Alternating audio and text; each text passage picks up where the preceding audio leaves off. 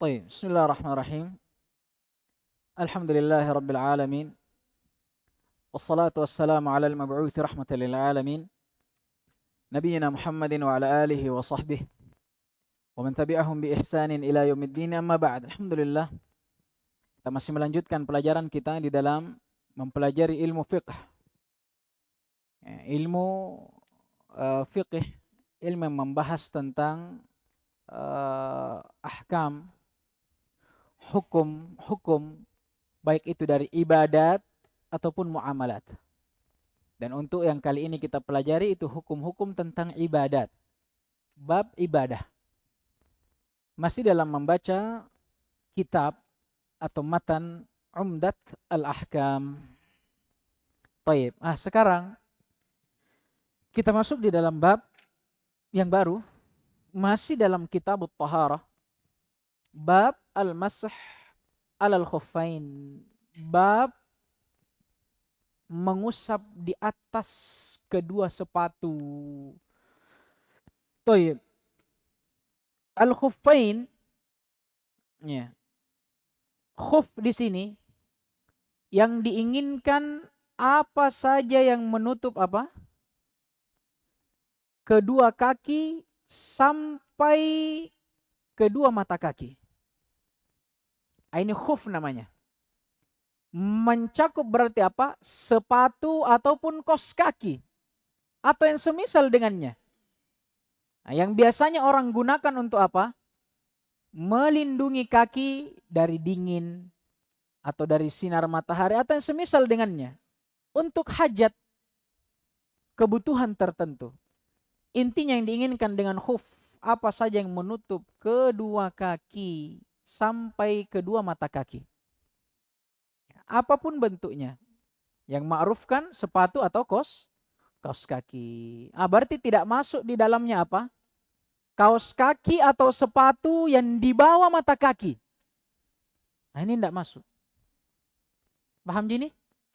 Baik. Karena syaratnya dia harus menutup kaki sampai ke mata kaki. Untuk orang yang menggunakan khuf ini, baik sepatu atau kaos kaki, syariat memberikan keringanan. Allah Subhanahu wa taala memberikan keringanan untuk orang-orang yang seperti ini.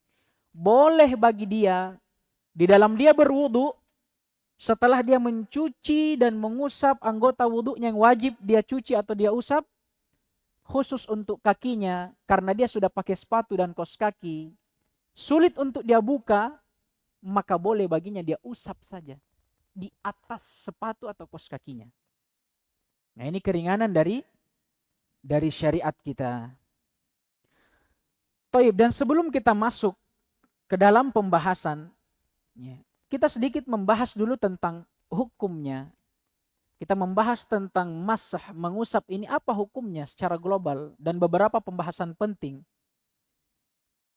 Yang pertama tentang hukumnya, maka al-masah, mengusap di atas kedua sepatu ini boleh. Dibolehkan oleh Al-Quran dan Sunnah, dan juga para ulama telah bersepakat akan bolehnya. Iya. Adapun dalil dari Al-Quran, ayat yang ma'ruf, ayat tentang wudu. Ini kan ayat tentang wudu. Walaupun pada dalil ini terdapat perselisihan. Apa firman Allah Subhanahu wa taala? Ya ayyuhalladzina amanu idza qumtum ilas salati faghsilu wujuhakum wa aydiyakum ilal marafiq wamsahu biru'usikum wa arjulakum ilal ka'bain. Di sebahagian riwayat ada yang membaca arjulakum dengan apa? Jar, kasrah, wa arjulikum. Kalau dia fathah arjulakum, dia kan pasti ataf karena ada waw. Dia mengikut kepada sebelumnya, tapi ikut kemana? Faksilu wujuhakum wa aydiyakum. Fathah semua. Karena dia maf'ulun bi dari faksilu. Datang arjulakum. Dia ataf kepada wujuha. Wujuhakum dan aydiyakum. Masuk kepada hukum mencuci. Tapi di sebagian riwayat yang membaca kasrah wa arjulikum, Berarti dia ataf kemana? Hah? Kepada masah. Wamsahu biru'usikum, dan usaplah kepala-kepala kalian dalam wudu dan kaki kalian. Nah ini walaupun diperselisihkan dengan perselisihan yang sangat kuat di dalamnya.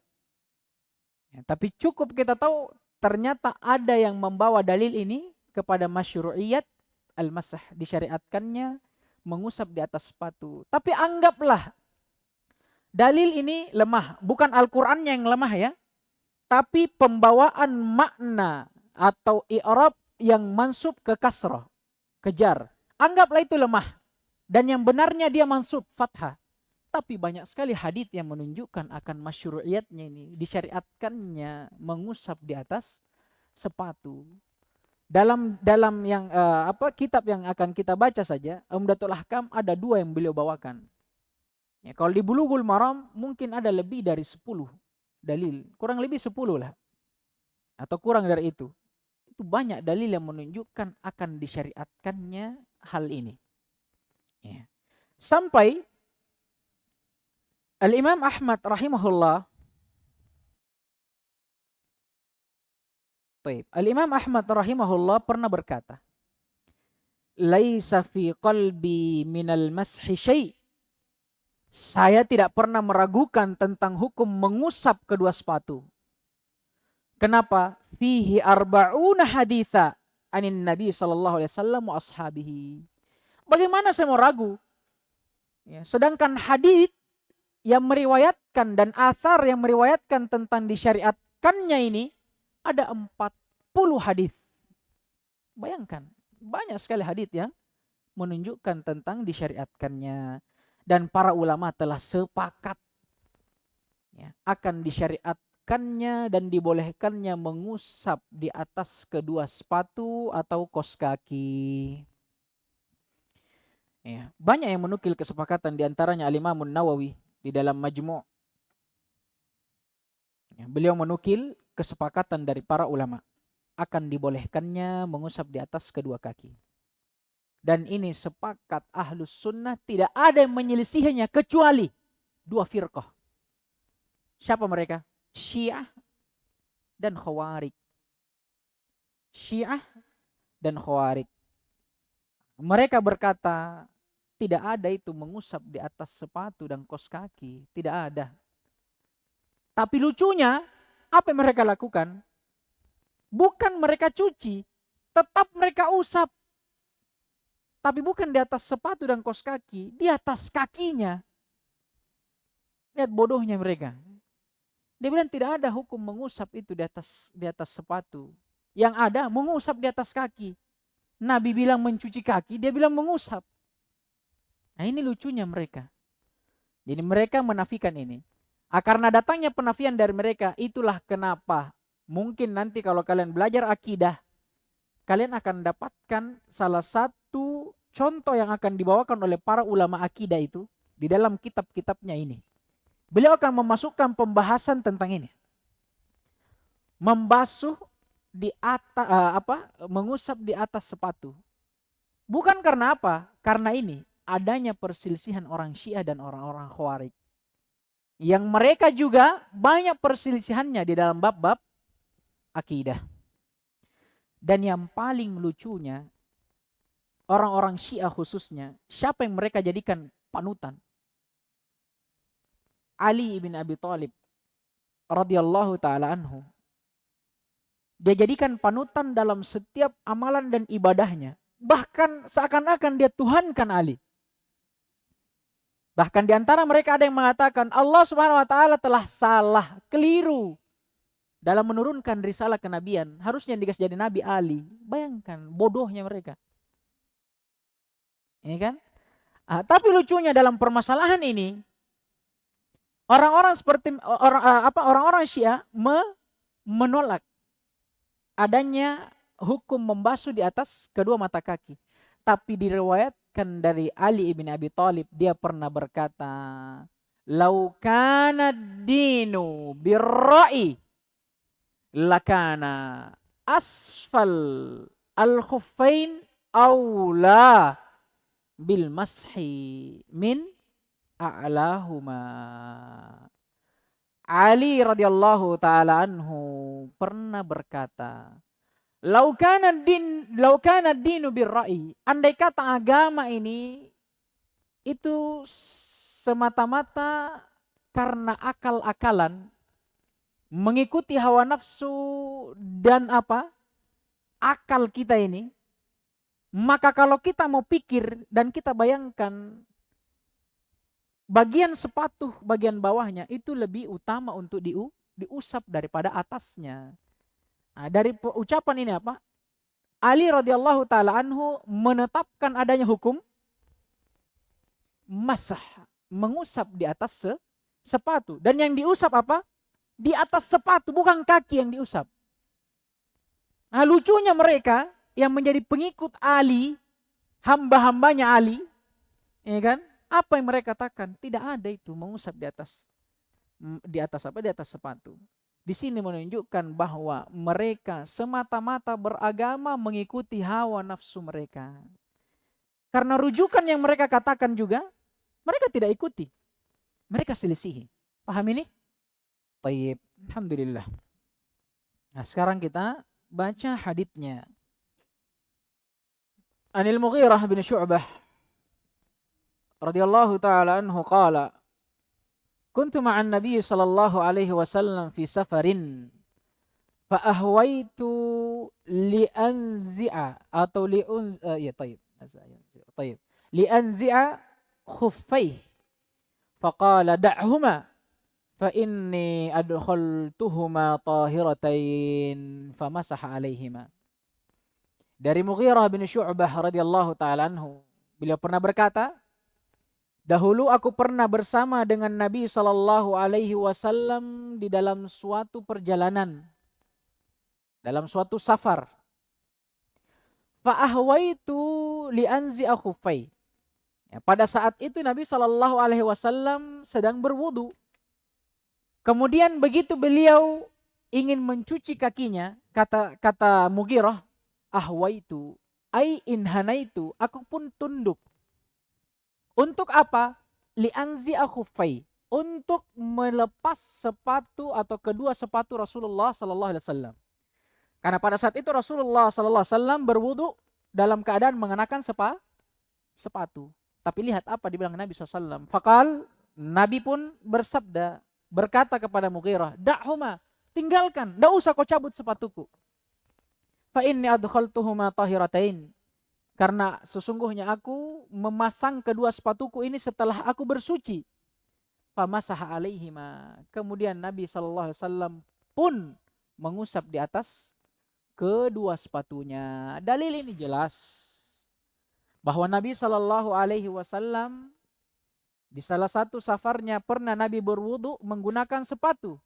Dan yang beliau lakukan adalah mengusap di atas kedua sepatunya. Bukan membuka sepatunya dan mencuci kakinya, bukan. Tapi Nabi mengusap di atas sepatunya.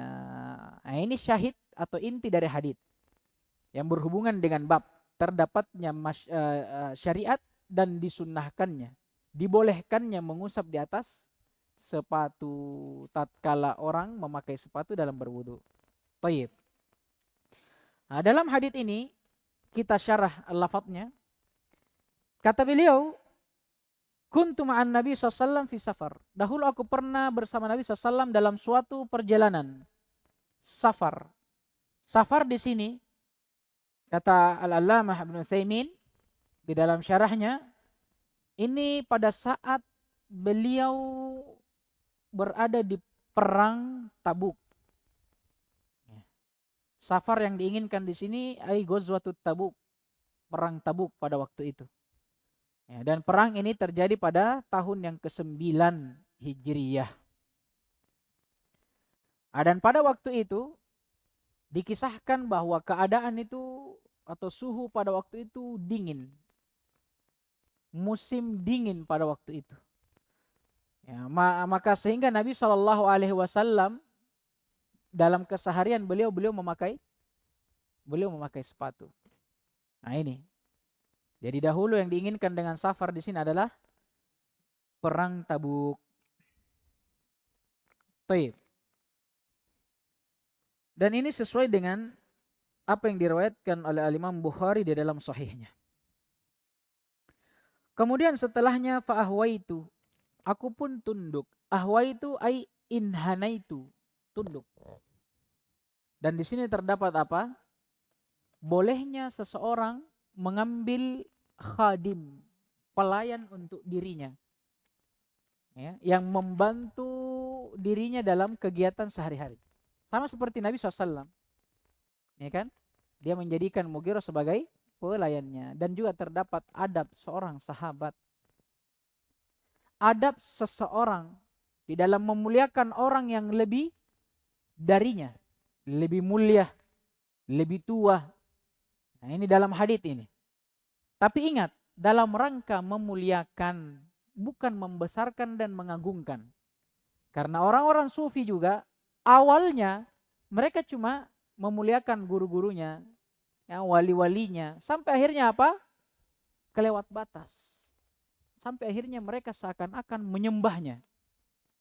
Ya, sekarang apa lagi kalau kita lihat orang-orang sufi, ya kan, sampai sujud di depan walinya, ini keterlaluan namanya.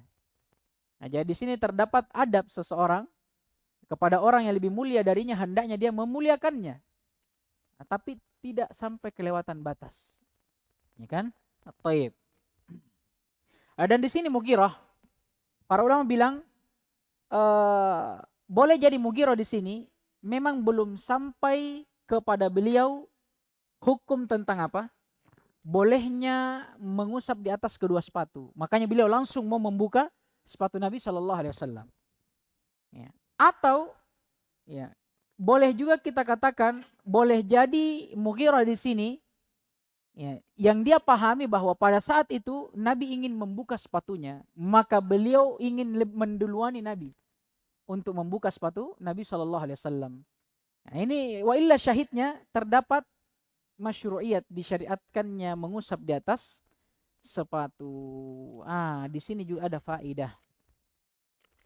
Kata Nabi Shallallahu Alaihi Wasallam, da'ahuma fa inni adkhaltuhuma tahiratain. Bahwa mengusap di atas kedua sepatu ada syaratnya. Tidak semata-mata boleh kita mengusap begitu saja. Ya, ada syarat-syaratnya. Taib. Yang pertama, seorang yang menggunakan sepatu atau kaos kaki, sebelum dia mengusap, hendaknya dia berwudu dan bersuci sebelum memakainya. Ini syarat. Dari mana kita ambil? Dari sabda Nabi. Apa kata Nabi? Tidak usah engkau buka sepatuku, wahai Mughirah. Da'huma, tinggalkan, tidak usah buka. Kenapa? Fa inni adkhaltuhuma tahiratain. Karena saya tadi memakai sepatuku ini setelah saya bersuci. Kemudian baru Nabi mengusap di atas sepatunya. Nah, kapan Nabi mengusap? Setelah Nabi bersuci. Paham ini? Ini syarat. Ya, syarat seseorang boleh mengusap di atas sepatunya. Dan di sini juga ulama membahas apakah harus sempurna toharohnya kita atau boleh tidak.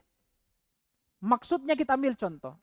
Misalnya ada orang yang berwudu, begitu dia cuci kakinya, dia cuci dulu bagian kanan, kemudian dia pakai kaos kakinya. Dia tinggalkan yang kiri, dia cuci kanan baru dia pakai kaos kaki. Setelah dia pakai kaos kaki atau sepatu di kaki kanannya, baru dia cuci sebelah kirinya. Kata para ulama ini batal, tidak boleh dia mengusap. Kenapa? Karena Nabi memakai kedua sepatunya setelah apa? Setelah beliau bersuci secara sempurna.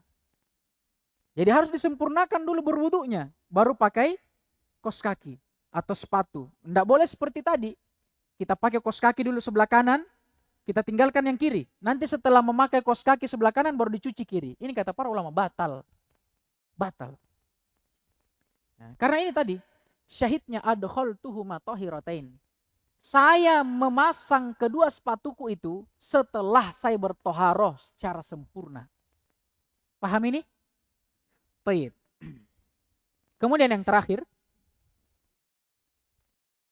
ini pembahasan tentang apakah atau bagaimana tata cara mengusap di atas kedua kaos kaki atau sepatu.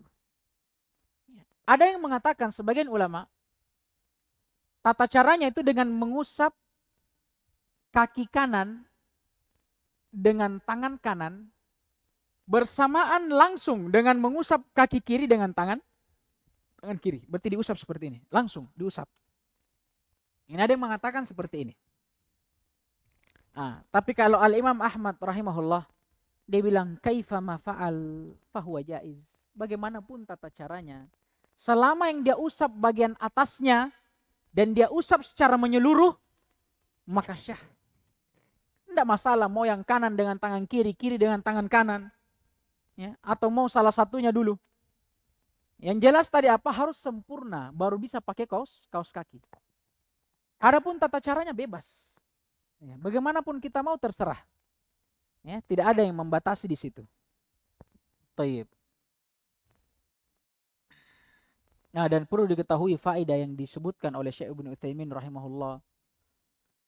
Di sini orang harus berhati-hati, jangan bergampangan.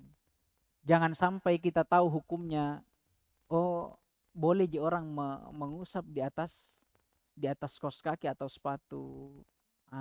Kita akal-akali syariat. Akhirnya apa? Oh kalau begitu saya pakai kaos kaki terus sholat. Supaya saya tidak usah mencuci kaki, repot. Tidak boleh. Rukhsah di dalam agama itu keringanan. Ya, yang boleh didapatkan atau boleh dilakukan oleh orang-orang yang memang apa? Mendapati kesulitan di dalam ibadah atau amalannya. Orang yang pakai sepatu, kan memang boleh orang sholat pakai sepatu atau kaos kaki. Sepatu yang menutupi mata kaki biasanya sulit untuk dibuka. Kalau ada masyaqqah, apa kata para ulama? Tajlibut taisir. Wajib untuk diringankan. Ada keringanan syariat untuk orang-orang yang seperti ini. Boleh dia apa? Mengusap di atas sepatunya dan sholat dengan sepatunya. Paham ini? Dia tidak boleh kayak akal-akali syariat. Oh kalau begitu saya setiap sholat pakai kaos kaki saja. Tidak boleh. Yang dibolehkan ini orang yang memang pakai sepatu atau kaos kaki atau apapun yang semisal dengannya. Tapi karena ada hajat kebutuhan. Mungkin panas. Atau misalnya orang yang tidak bisa terkena sinar matahari. Dia tutupi kakinya dengan kaos kaki. Ya, atau misalnya ada orang yang kedinginan. Dia tutupi kakinya dengan kaos kaki. Ada hajat di situ. Bukan karena apa? Mempermainkan syariat. Dan seenak-enaknya saja seperti itu. Bukan. Ya, baik.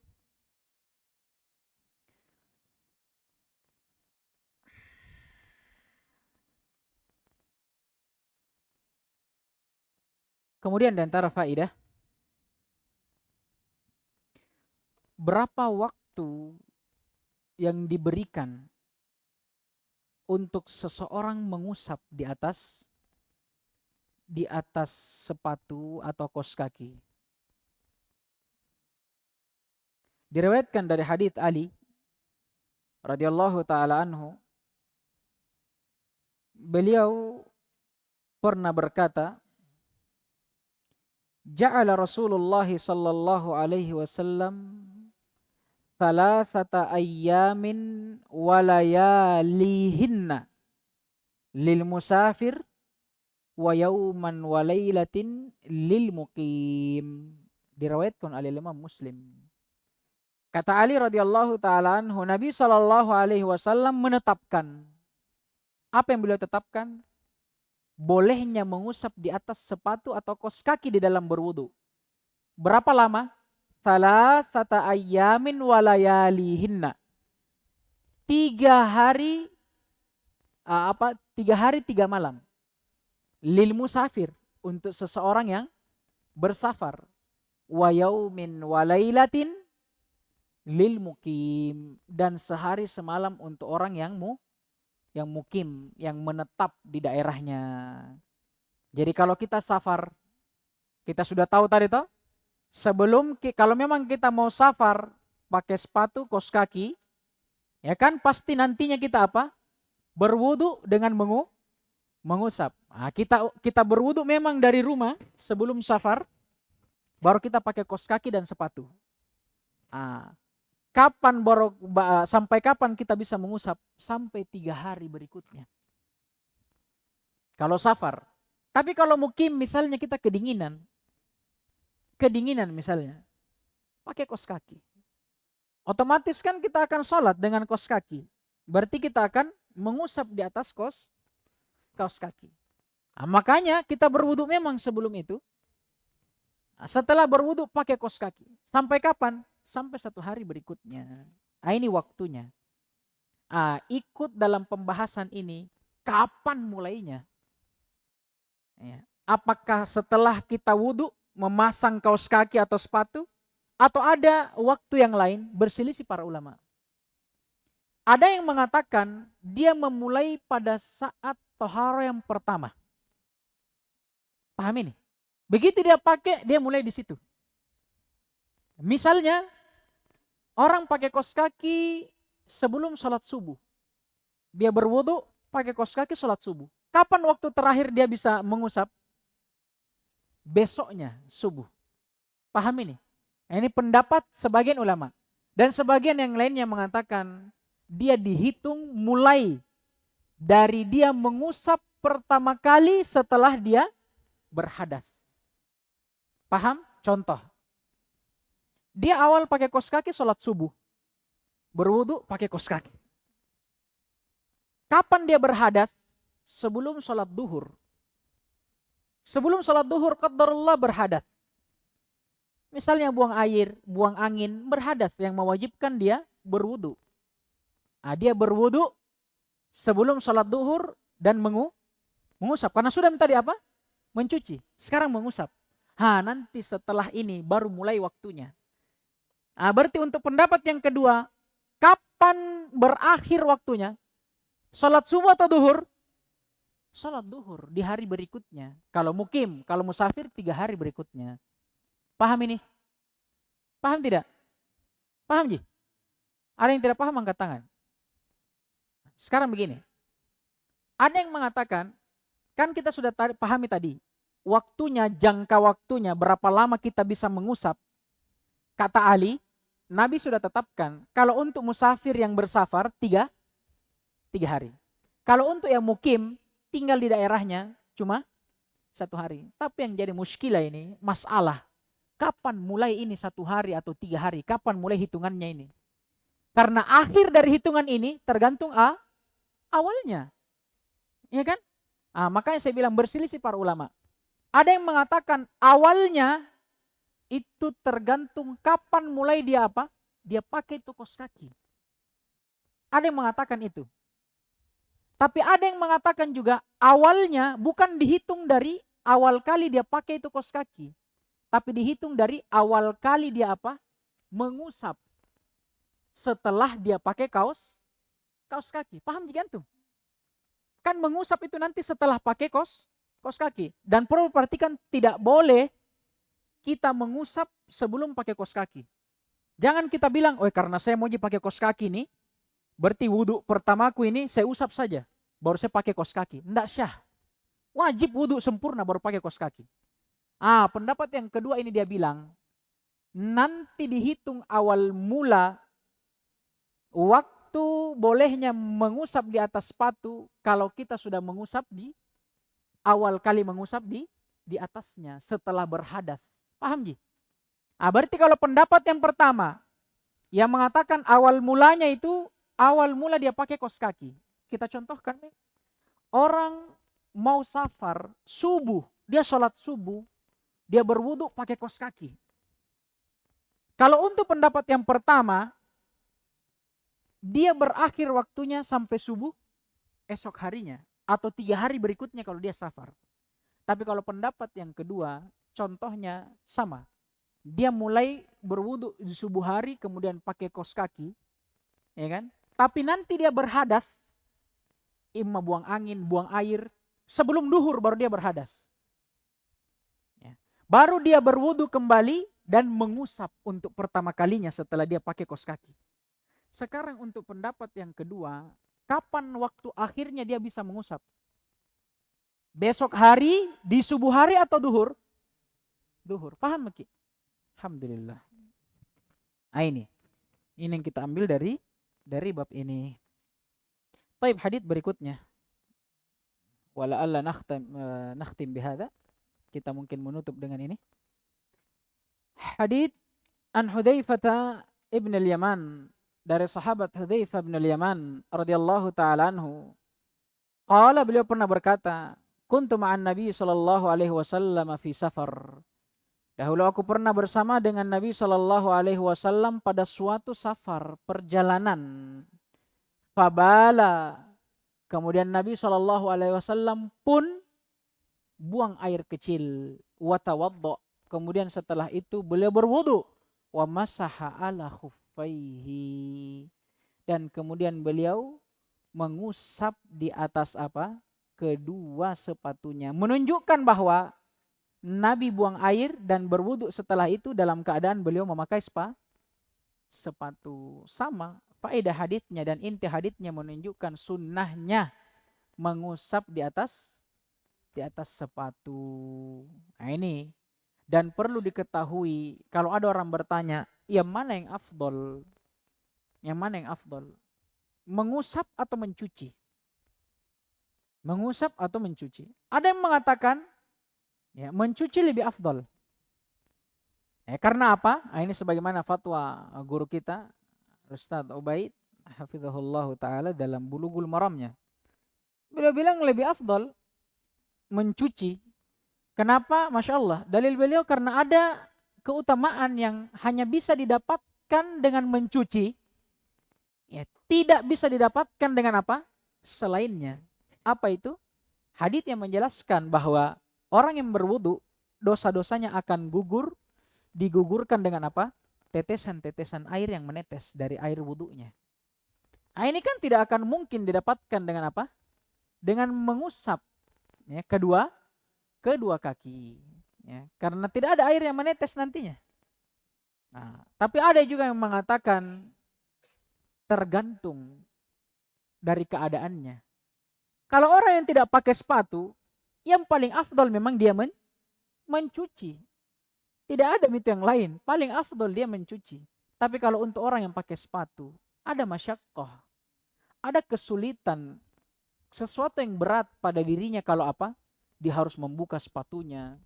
Belum lagi kalau sepatunya sepatu yang sulit dibuka. Yang talinya sampai di leher sini. Ya kan?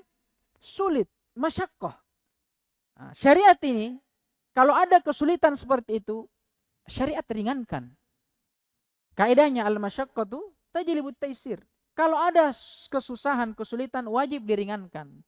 Dan beramal dengan rukhsah, keringanan yang didatangkan oleh syariat, itu ada pahala tersendiri juga. Jadi sama Ji, ada juga Ji keutamaan yang kita dapatkan dengan beramal dengan rukhsah, keringanan yang syariat berikan. Nabi SAW bersabda, inna dina yusrun. Wa man yushaddu ahadun ala dinihi illa ghalabah. Tidak ada satupun orang yang ekstrim terhadap agamanya kecuali pasti dia akan dikalahkan. Maksudnya tidak mampu, pasti lewat orang-orang yang ekstrim itu. Karena Allah sudah meringankan agama ini. Datang mereka yang menyusahkannya, mempersulit agama itu dengan berekstrim di dalamnya. Paham ini? Baik. Di antara faidah juga bahwa di dalam hadits ini terdapat membasuh atau mengusap di atas kedua sepatu atau kaos kaki hanya dibolehkan pada wudu, tidak pada mandi janabah. Ya, ingat, paham ini? Baik. Karena kan di antara kaifiat mandi janabah yang disyariatkan apa? Di antara kaifiat mandi janabah, mendahulunya dengan apa? Mencuci anggota wudu, termasuk kaki. Nah, di sini tidak masuk. Tidak boleh orang mengusap di atas sepatu. Orang apa juga yang mandi dengan pakai sepatu? Mandi tapi takut kena air. Bagaimana caranya? Kenapa tidak mandi pakai jas hujan? Nah itu maksudnya. Intinya mengusap di atas kedua sepatu atau kaos kaki hanya berlaku pada wudu, tidak pada mandi. Baik. Kemudian pembahasan terakhir. Dan itu yang pertama tadi itu bil ijma', disepakati oleh para ulama. Pembahasan terakhir, bagaimana kalau ada orang yang melepas kedua kaos kakinya atau sepatunya. Apakah mutlak langsung batal toharohnya pada waktu itu? Walaupun dia tidak berhadas ya. Jadi orang misalnya pakai kaos kaki. Duhur atau subuh tadi seperti yang kita contohkan. Kemudian sampai duhur, sampai asar tidak berhadas. Atau sampai duhur lah, terlalu jauh kalau asar. Sampai duhur dia tidak berhadas sebelum duhur. Tapi dia lepas kaos kakinya. Dia lepas kaos kakinya ini. Ya kan? Apa hukumnya? Apakah batal toharohnya atau tidak? Sebagian ulama yang mengatakan bahwa dia tetap di atas toharohnya. Karena itu yang menjadi asal, hukum asalnya. Ya, dia tetap di atas toharohnya. Berarti apa? Tidak perlu dia berwudu sampai dia berhadas kembali. Paham gini? Karena kan asalnya dia masih suci. Tidak ada yang membatalkan wudunya. Kecuali apa? Dia hanya melepas kaos kakinya saja atau sepatunya. Tidak ada hadas. Tidak ada najis yang keluar darinya. Nah, maka pendapat sebagian ulama dia tetap di atas toharahnya. Dan pendapat ini adalah pendapat Ibnu Hazm. Kalau dibilang Ibnu Hazm siapa ini? Al-Zahiri. Imamnya Zahiriyah. Ibnu Hazm. Ya, kemudian Ibnu Taimiyah rahimahullah dan Ibnu Utsaimin rahimahumullahu jami'an. Kenapa? Alasannya gampang. Karena al-asl baqa at-taharah. Karena yang menjadi asal tetap dia di atas taharahnya. Kan tidak ada pembatalnya. Ya, karena kaidah syariat itu nanti akan datang. Al-aslu baqa'u makana ala makan. Yang menjadi asal dalam sesuatu itu menetapkan sesuatu itu di atas hal yang sebelumnya. Kalau sebelumnya dia tohara, berarti dia tetap tohara sampai ada pembatalnya. Kalau sebelumnya dia berhadas, tetap dia di atas hadasnya sampai dia bersuci. Ini kaidah dalam syariat. Baqa'u al-aslu baqa'u makana ala makan. Yang menjadi asal dalam setiap sesuatu itu harus ditetapkan di atas asalnya. Bagaimana dia datang sebelumnya. Kalau asalnya dia tohara, suci, berarti dia tetap di atas toharahnya sampai ada yang membatalkannya. Kalau asalnya dia berhadas, dia tetap di atas hadasnya sampai dia bertoharah. Ini pendapat yang pertama. Berbeda dengan Imam Ahmad rahimahullah. Beliau berkata batal wudunya. Kenapa? Karena wudu pertama dia kan wudu dengan mengusap di atas sepatu atau kaos kakinya. Berarti syah wudunya tapi dengan mengusap di atas sepatu.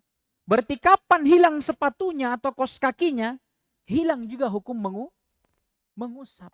Batal wudunya, wajib dia ulang. Ya. Tapi wallahu ta'ala alam, yang kalau kita mau lihat yang lebih dekat sebenarnya yang pertama. Yang lebih dekat yang pertama.